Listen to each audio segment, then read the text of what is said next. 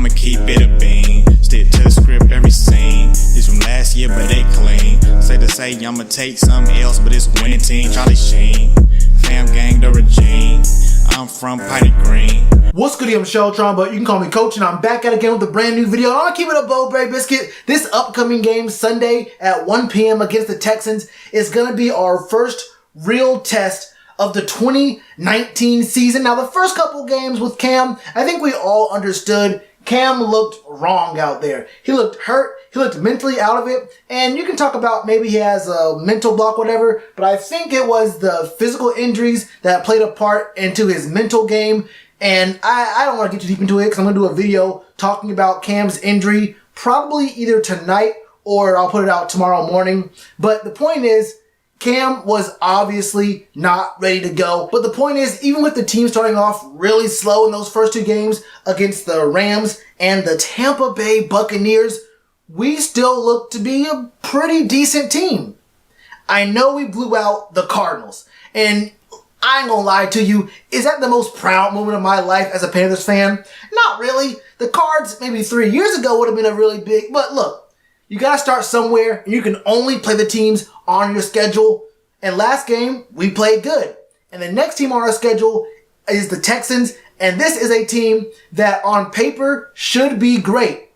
And they are 2-1, but we gotta look in deeper into those numbers there because, like I always say, the stats do not tell the full story. Numbers don't lie, but there's always context when it comes to these numbers. But first I want to talk about the guys on our injury report for this week. I'm talking about a guy like Trey Turner, our starting right guard. One of the best guards in the league is out. He's out. And now Darrell Williams, who was a really good right tackle, who got moved over to left tackle, is now going to be playing right guard because, let's be honest, what we were seeing out of him at left tackle was not great, and I think we knew, we had a certain idea that maybe moving a guy who's just now coming off of injury, who played right tackle, over to the opposite side may not have been the best idea, but hey, we're not the greatest when it comes to left tackles. But our second round pick that we actually traded up to get, Greg Little, will be starting at left tackle this game, and this will be a test not only for the team as a whole, but for Greg Little, coming out of college, out of Ole Miss. He was one of the better pass blockers, but run blocking was an issue for him. So we'll see if we put a tight end on his side or help him out because there is going to be some pressure coming off the edges. And you know who I'm talking about. And those guys will move around. Those guys will switch sides. So protection for Kyle Allen, who's going to be the starting quarterback yet again for us, is going to be one of the most important things in this game. Look, we know the Texans got. They used to have a lot more. They used to have Clowney. They got J.J. Watt, brother of the shoulder killer himself. They got Whitney Merciless. And they have a guy named Zach Cunningham who really does get kind of pushed to the wayside a little bit when we talk about how good this Texans front is. They play a 3-4 as well. But you cannot sleep on Zach Cunningham. The dude's been playing pretty well this season. We know what J.J. Watt can do. We know about Whitney Merciless. You got to keep an eye on Zach Cunningham playing. I think he's an outside linebacker. And even with how strong that front seven is and how important it's going to be to block against that rush that we will be seeing consistently in this game, you got to still worry about that secondary. They got Justin Reed, the brother of Eric, who had a really good rookie year last year. I think he had 10 passes defended, like 80-something tackles last year, 2 or 3 interceptions. There's also guys like Jalil Adai. There's Bradley Roby, who we've heard his name a lot. They have a really strong secondary. Tayshaun Gibson is another guy back there. The defense of the Texans as a whole is going to be a problem, but they're not the only ones with some dogs on defense. Last time I checked, the Panthers still got Luke Kuechly. Last time I checked, the Panthers still got Shaq Thompson. Last time I checked, the Panthers still have the amazing Spider Burns. Last time I checked, Bruce Irvin is making his debut, coming back. He can make some noise. Last time I checked, we got guys up and down this roster who can make some noise. Guys who can rush the quarterback, get some pressure, and guys who can play some pretty good coverage back there in the secondary. Now, we did hear about Dante Jackson having a groin injury and him being limited in practice and him being questionable for the game on Sunday. Hopefully Dante can play, and that's going to be very important in this game versus the Texans. Looking at these games here, against the Saints had 6 sacks and got 11 QB hits. 11 hits on the quarterback. in that game against the Texans, and they won. And that was a game, if you remember, first week of the season, the Texans won that game. Right before the whole team decided, wins are overrated. Saints, please take this W from us. We don't want it anymore. They lost that game because they gave up. That was a game of heart, and they showed no heart in that game. Mainly the defensive play calling, but the fact of the matter remains, they gave that game up, and there was a lot of sacks and a lot of pressure on the quarterback all game. Week 2 versus the Jags, they got into a hell game with the Jacksonville Jaguars, 12-13, where the Jags actually could have won it with 30 seconds left, I think, with a 2-point conversion. They got into a hell game with the Jags. The Jags had 4 sacks on 8 hits on the quarterback. Pressure played a really strong role in that game as well, but the game they actually won convincingly just this past week was against the Chargers, and there wasn't very much pressure. Only 2 sacks on 6 hits on the quarterback. That's not the worst outing of all time, but that's not going to get the job done against the Texans. Now with how good their defense is, you have to stop their offense. And how do you stop their offense? Well, you got to make them run, because they have 2 of the better receivers in the league, and a guy you could probably make a really strong case is actually the best receiver in the whole league, DeAndre Hopkins. D-Hop could make a case for being the best receiver in the league right now. And if he's not, he's definitely top 5. And he's probably top 3, keep it real with you. But then you have to think about Will Fuller. Kiki Kuti is not really a big factor. Kenny Stills put in some work here and there in games. You have to worry about that pass game. Now, the rush game isn't really that impressive. They are 10th in the league in rushing, but I'm not really all that concerned with Carlos Hyde. We haven't really seen too much out of Duke Johnson. He's more of a receiving running back, but even still in the receiving the pass game, he's not been all that great for the Texans. If you can contain Deshaun Watson and limit these guys on the outside, DeAndre Hopkins, look, James Bradbury, this is one of the games you earn your money. This is one of those money games. You're in a contract year.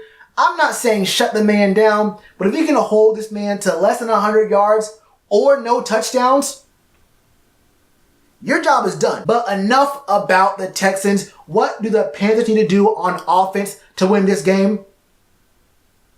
What we've been doing. Run the offense the way it looked last game and the way it looked for the first 10 games, including that Steelers game last year. The first 10 games, the offense looked energetic. It was exotic. It was creative. It was inspired. It sounds like I'm talking about a piece of art right now. I'm looking at the Louvre. And I kind of was. Norv Turner is a good play caller. And his system is pretty good for any quarterback. You kind of plug and play in the system. It's not really a 3-4 read kind of system. You're looking up. You see the tight end is going to be open up the middle most of the times. Christian McCaffrey is always going to be open. He only got 4 targets, 3 catches last game, and that's great because we have a lot of weapons in DJ Moore, Curtis Samuel. We have weapons up and down the roster for our running backs and our receivers and our tight ends. Haven't really seen too much of Ian Thomas yet, but Greg Olsen coming back and being what he's always been is a really, really good sign because the tight end has always been the best friend of our quarterbacks for a long, long time. Steve Smith, obviously. Moose, Moose one of the greatest of all time.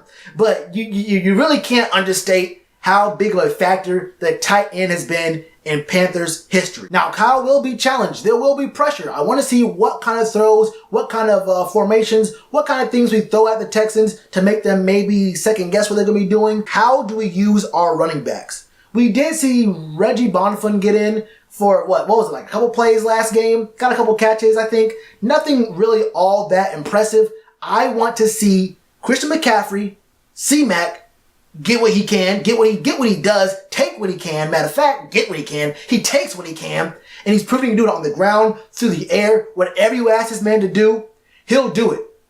But I also want to see Reggie Bonifant on the field. I also want to see Jordan Scarlett on the field. We drafted and kept these guys for a reason. The more guys we can bring in, the better. Honestly, the more looks we can give the Texans, the better. They have a really strong, a really fast, a really talented defense. Confuse these dudes. Make them think about all 3 of our running back options. And they're all good options. We're not looking at a broken down Jay Stu and Cameron Artis-Payne anymore. No disrespect to those guys. Can I tell the truth? Can I speak the truth right now?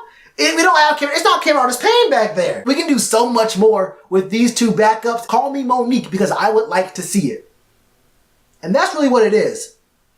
Get some really good pressure on Deshaun Watson. And I think trust Kyle Allen to make throws. This will probably be a high-scoring game. Two really good defenses, but I think at the same time, two high-caliber offenses that are both trying to prove themselves. We're 1-2, they're 2-1, but they could easily be 1-2 as well. I want to say, now look, hold up. I want to test a theory real quick. I'm going to call a loss here. 28-31, Texans. We could win, but it would take a near perfect performance from our team or for the Texans to make very, very bad mistakes. That could happen. That could happen, and I think it really does start in the trenches like it mostly always does. Those trenches, stopping J.J. Watt, stopping Whitney Merciless, stopping Zach Cunningham, helping out both Darrell Williams and Greg Little on that left tackle spot. Are we going to see Manhurts on the left sometimes? We'll find out. Or we see Alex Arma in the backfield with two running back sets, getting some blocking, getting some chips out there on the left side. We'll see. At the same time, what will we see from our guys in the front seven? Because we got some dogs and a spider. You heard me? So it's going to be a really good game either way. Very exciting game. I'm looking forward to seeing some scoring, even though there are two high-powered defenses in this matchup. 28-31. What are your thoughts? Score predictions? Stat predictions? Do you think that we'll see a really good game out of Kyle Allen? Or will he come back down to earth a little bit? What do you expect from our front seven? What do you expect from James Bradbury going up against D-Hop? Let me know all your thoughts in the comments below. And you already know to do with that like button. Cheers to you, appreciate the chance. Been told y'all I been the man. Been told y'all I had the gift. Tell a friend to tell a friend. Real ones gonna recommend. Count this as another win.